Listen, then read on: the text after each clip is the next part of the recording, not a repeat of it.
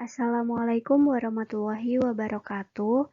Kami dari kelompok 8 akan mempresentasikan hasil diskusi kelompok kami mengenai pengumpulan dan analisis data.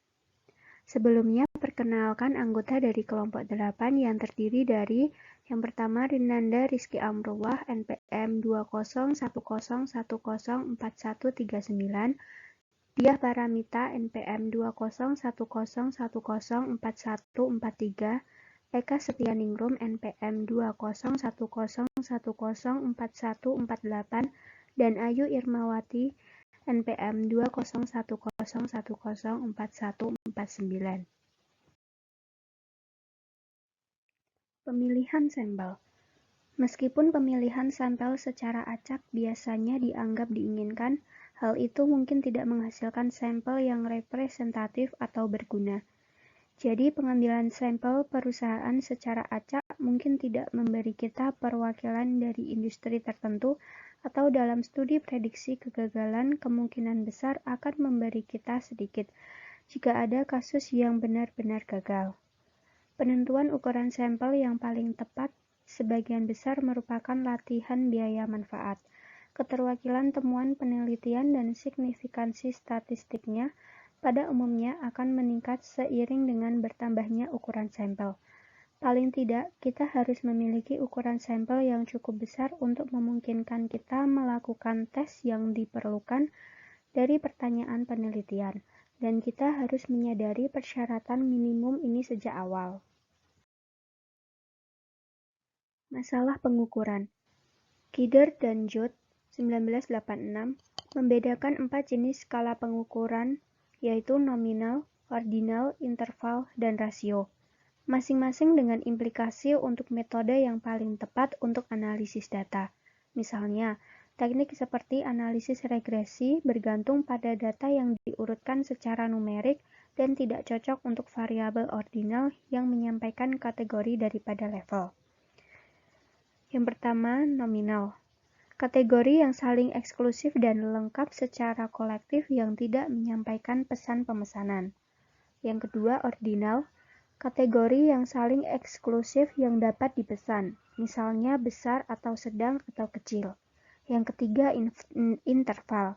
Kategori berurutan yang saling eksklusif di mana interval tertentu memiliki arti yang sama tetapi tidak ada hubungan rasio.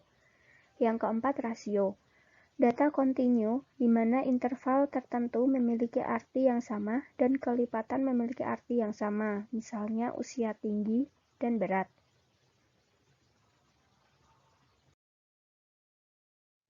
Dalam ukuran tingkat ordinal, skala peringkat alternatif yang sering digunakan dalam literatur akuntansi yaitu yang pertama linier. Misalnya, sangat setuju atau tidak setuju dan menunjuk di antara ekstrim selama tidak diberi label secara verbal.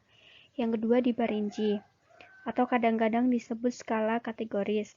Misalnya, sangat setuju atau tidak setuju, tetapi dengan label untuk menunjukkan kategori berurutan tertentu. Yang ketiga, komparatif. Tindakan meminta penilaian dibuat dengan mengacu pada tingkat kinerja tertentu dengan tujuan memberikan dasar komparatif. Yang keempat, beberapa item. Skor numerik pada skala Likert memungkinkan item yang mengukur konstruk yang sama untuk ditambahkan. Dan yang terakhir, diferensial semantik. Osgood et al. Tahun 1957 yang mengembangkan perbedaan semantik untuk mengukur persepsi individu tentang arti istilah yang berbeda. Satu set skala bipolar 7 titik memungkinkan responden untuk menilai konsep antara ekstrim, baik atau buruk, pasif atau aktif, positif atau negatif, dan lain-lain. Selanjutnya, manajemen data. Idealnya sebelum kita memulai pengumpulan data dan tentunya sebelum tahap analisis data, kita perlu membahas masalah-masalah yang berkaitan dengan pengelolaan data. Sebelum pengumpulan data, kita perlu menetapkan definisi variabel yang tepat dan label variabel yang mudah diingat. Di mana kita memiliki kuesioner yang kompleks, maka kita perlu membangun sistem pengkodean untuk merekam jawaban. Perangkat lunak spreadsheet dan database sekarang dikembangkan dengan baik untuk menangani volume data numerik yang besar, tetapi peluang untuk kesalahan akan ada. Misalnya, bagaimana perangkat lunak akan menangani nilai data yang hilang, bagaimana cara memeriksa kesalahan entry data, bagaimana kita menghindari korupsi data. Pengelolaan data naratif menimbulkan masalah tertentu. Jika kita berurusan dengan jumlah kasus yang relatif kecil, maka solusi manual, misalnya penggunaan kertas berwarna yang berbeda untuk sumber naratif yang berbeda, dapat menjadi cara yang efisien untuk melacak kontribusi individu dan, jika sesuai, menggeneralisasikan keseluruhan. Selanjutnya, statistik deskriptif. Membandingkan nilai yang diamati dengan apa yang diharapkan untuk ditemukan dan menilai apakah perbedaan ini cukup besar untuk dikaitkan dengan kebetulan atau tidak. Jika variasi antara dua sampel lebih besar dari variasi dalam sampel, maka kita akan mengamati perbedaan yang signifikan secara statistik, dalam artian tidak dapat dikaitkan dengan kejadian kebetulan. Tetapi jika variasi antar sampel itu kecil, maka mungkin bahwa sampel-sampel ini dapat diambil dari populasi yang sama dengan perbedaan yang diamati hanya bersifat acak. Dalam hal ini memerlukan standar untuk menilai apakah perbedaan yang diamati signifikan atau tidak, yaitu yang pertama, nyatakan hipotesis nol, yang kedua, mengidentifikasi uji statistik yang paling tepat untuk ukuran, sifat, dan skala pengukuran, yang ketiga, memilih tingkat signifikansi hampir selalu 5% atau 1%, yang keempat, memilih statistik uji yang sesuai, yang kelima, membandingkan nilai variabel yang diamati dan diharapkan dan hitung statistik uji untuk perbedaan antar keduanya. Yang keenam, mencari nilai kritis dari statistik uji untuk distribusi statistik yang sesuai dan jumlah derajat kebebasan, di mana derajat kebebasan sama dengan perbedaan antara ukuran sampel dan jumlah nilai koefisien atau parameter sampel yang telah digunakan untuk memperkirakan. Yang ketujuh, membandingkan statistik uji dengan nilai kritis dan mengambil keputusan. Selanjutnya, tes statistik dapat diklasifikasikan menjadi dua kategori utama, yaitu statistik parametrik dan statistik non-parametrik. Keduanya berbeda tentang asumsi distribusi yang mendasari data yang dianalisis. Statistik parametrik mengharuskan data diambil dari distribusi normal yang mulus, kurva simetris berbentuk lonceng, ditentukan oleh rata-rata dan ukuran deviasi standar. Sedangkan statistik non-parametrik tidak membuat asumsi seperti itu, melainkan menggambarkan hubungan dalam hal frekuensi, peringkat, dan tanda-tanda arah daripada sarana dan standar deviasi. Tes parametrik lebih kuat, tetapi jika ada keraguan tentang kualitas data atau asumsi yang mendasarinya, maka pindah ke alternatif non-parametrik. Meskipun ini secara teknis diperlukan, hasilnya biasanya tidak berbeda karena teknik statistik standar sangat kuat dalam praktiknya meskipun melanggar asumsi yang mendasarinya. Selanjutnya, proporsi yang diamati. Tabel 4.1. Tabel ringkasan uji signifikansi menurut tingkat pengukuran. Pertimbangkan terlebih dahulu penggunaan sampel untuk menghasilkan proporsi pengamatan yang memenuhi persyaratan. Di sini ada urut nominal dan interval dan rasio. Urut nominal pada single sampel atau sampel tunggal bisa menggunakan quadrates. Pada dua sampel independen bisa menggunakan quadrates, Mann-Whitney, U-test. Pada two sample related bisa menggunakan secant test. Pada multiplet sample independen bisa menggunakan quadrates, Kruskal-Wallis test. Untuk interval dan rasio pada single sampel atau sampel tunggal bisa menggunakan t-test dan z-test. Untuk two sample independen bisa menggunakan t-test dan z-test. Untuk two sample related bisa menggunakan paired case t-test. Untuk yang multiplet sample independen menggunakan ANOVA. Metode penelitian akuntansi memungkinkan kita untuk membandingkan frekuensi yang diamati dengan frekuensi yang kita harapkan untuk dilihat. Jika tidak ada hubungan antara kategori hipotesis nol, kami menguji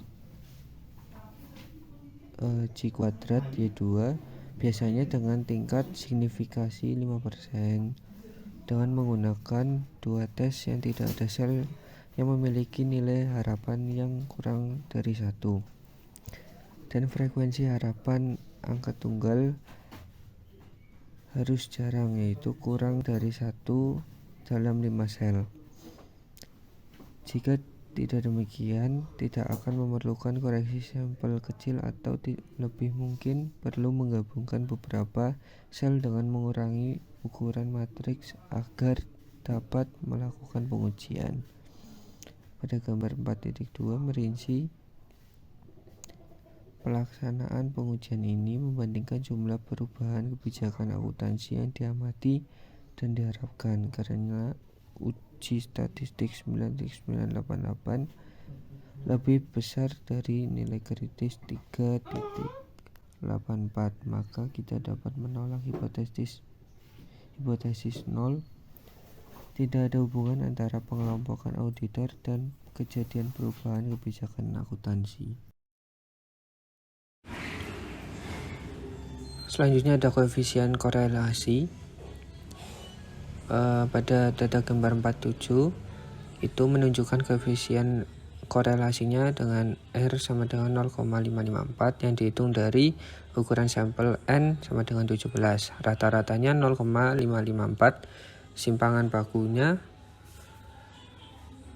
1R kuadrat per N2 sama dengan 1 dimasukin 0,554 dikali 2 dibagi N kali 2 terdapat 15, itu sama dengan 0,2150. Statistik ujinya berarti dibagi standar deviasi, yaitu 0,554 per 0,2150 sama dengan 2,577. Tes statistik kritis. Terdapat rumus di samping, maka statistik uji lebih besar dari nilai kritis sehingga kita harus menolak hipotesis 0 dari koefisien korelasi populasi 0.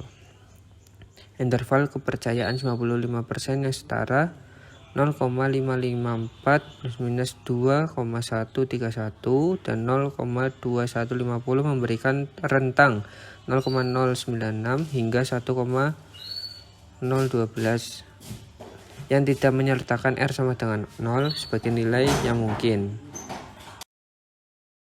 Perbedaan sampel. Terdapat tes tanda dengan rumus tes statistik, yaitu observed mean expected dibagi standard deviation. Critical value-nya terdapat 1,96. Lalu ada uji Ullmann-Whitney. Tes statistiknya ini terdapat rumus pada tersebut dengan critical value-nya 1,96. Ukuran asosiasi. Yang pertama ada koefisien korelasi atau R. Yang kedua ada koefisien Spearman atau RHO. Yang ketiga ada P dan Kramers V. Analisis varians. Analisis varians atau ANOVA diperkenalkan ke literatur akuntansi oleh Anston pada tahun 1974 sebagai model untuk mengukur signifikansi dan presentasi varians. Dijelaskan oleh efek utama dari perawatan dan interaksi antara perawatan, ini segera diadopsi secara luas sebagai sarana untuk menghilangkan masalah multikolinearitas, masalah heteroskedastisitas ketika ukuran kelompok sama, dan memfasilitasi estimasi yang tidak biasa dari efek utama dan efek interaktif. Nah, secara teori ini ukuran desain faktorial dapat sangat diperluas, tetapi dalam praktiknya dengan cepat menjadi tidak terkendali. Contohnya, seringkali efek interaktif urutan ketiga dan keempat tidak dapat dijelaskan secara memuaskan, sehingga membatasi kontribusi mereka untuk pengembangan teori. Dikotomi data yang diperlukan untuk melakukan ANOVA ini juga dapat mengurangi efek kesalahan pengukuran, tetapi dapat juga menyebabkan hilangnya informasi. Bangunan model multivarian. Pertama, ada analisis regresi. Di analisis regresi ini ada regresi kuadrat terkecil biasa, yaitu untuk hubungan kausal standar. Ada regresi kuadrat terkecil biasa dengan variabel dummy untuk hubungan bersyarat sederhana. Dan ada regresi yang dimoderasi untuk variabel moderasi, serta ada analisis jalur atau regresi parsial untuk variabel intervening. Selanjutnya yang kedua, ada analisis regresi termoderasi atau MRA. Persamaan regresi berganda normal yaitu Y sama dengan A0 plus B1 X1 plus C2 X2 plus E. Bahwa untuk analisis regresi yang dimoderasi terlihat seperti di bawahnya, yaitu Y sama dengan A0 plus B1 X1 plus C2 X2 plus D3 dalam kurung X1 kali X2 tutup kurung plus E. Ketiga, ada permodelan persamaan struktural. Menurut Bolen dan Long pada tahun 1993 menganggap permodelan persamaan struktural atau SEM sebagai klasifikasi payung yang mencakup analisis jalur, kuadrat terkecil, parsial, dan variabel laten SEM, masing-masing sebagai alternatif yang lebih disukai untuk regresi OLS dalam keadaan yang ditentukan. Keempat, ada analisis diskriminan, yaitu analisis diskriminan linear atau disebut LDA dapat digunakan pada saat pertama, kelompok yang diidentifikasi jelas terpisah. Kedua, variabel perjelas mendekati terdistribusi normal. Ketiga, tidak ada multikolinearitas antar variabel penjelas. Selanjutnya yang kelima, ada logit dan probit, yaitu regresi logistik atau logit dan probabilistik atau probit tidak memerlukan asumsi restriktif seperti itu, dan dengan demikian seringkali merupakan metode estimasi yang lebih tepat. Meskipun seperti yang kita lihat sebelumnya, hasil prediksi mungkin sedikit terpengaruh. Selanjutnya yang keenam, ada analisis varians multivariat atau disingkat dengan MANOVA.